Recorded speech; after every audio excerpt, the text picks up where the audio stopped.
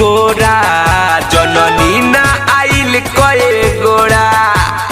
ए सखी का कोई हो रही पिकनिक मनावत ई कोरा जननी ना आइल कए गोरा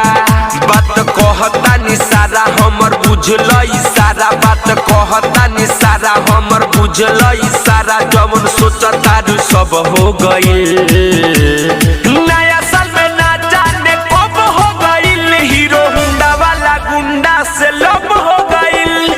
नया साल में ना जाने कब हो गइल हीरो होंडा वाला गुंडा से लब हो गइल नया साल में ना जाने कब हो गइल अलबेला रिकॉर्डिंग स्टूडियो गढ़ी में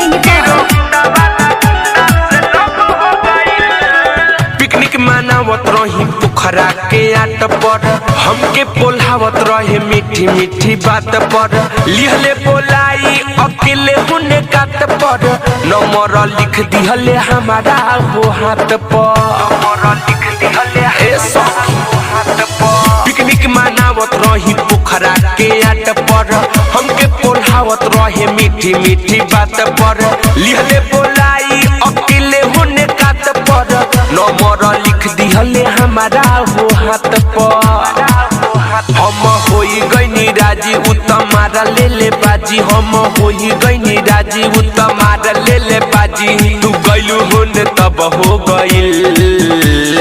नया साल में ना जाने कब हो गइल हीरो होंडा वाला गुंडा से लब हो गइल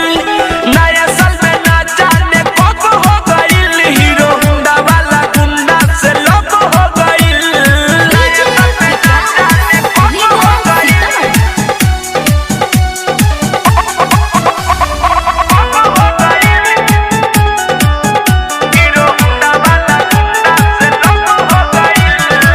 मुस्की छोड़ले असुकयल बेला ओकरे पर सखी हो प्यार बरसेला मिट्टू मिसाइल सब देखले ले खेला टिंकू सुपारी उखड़ले झमेला ए सखी का करी हो मुस्की छोड़ले असुकयल बेला ओकरे पर सखी हो प्यार बरसेला थारू मिसाइल सब देखले ले खेला सुबोधना बिना बाऊ खड़ले झमेला भोजपुरिया विकेश करे गइल बाकेश भोजपुरिया विकेश करे गइल बाकेश खैनी ना हक गब हो गइल नया साल में ना जाने कब हो गइल हीरो होंडा वाला गुंडा से लब हो गइल नया साल में ना जाने कब हो गइल हीरो होंडा वाला गुंडा से लब हो गइल रही पिकनिक मनावत ई कोरा जननी ना आइल कए गोरा बात कहता नि सारा हमर बुझल सारा बात कहता नि सारा हमर बुझल सारा जवन सोचता सब हो गइल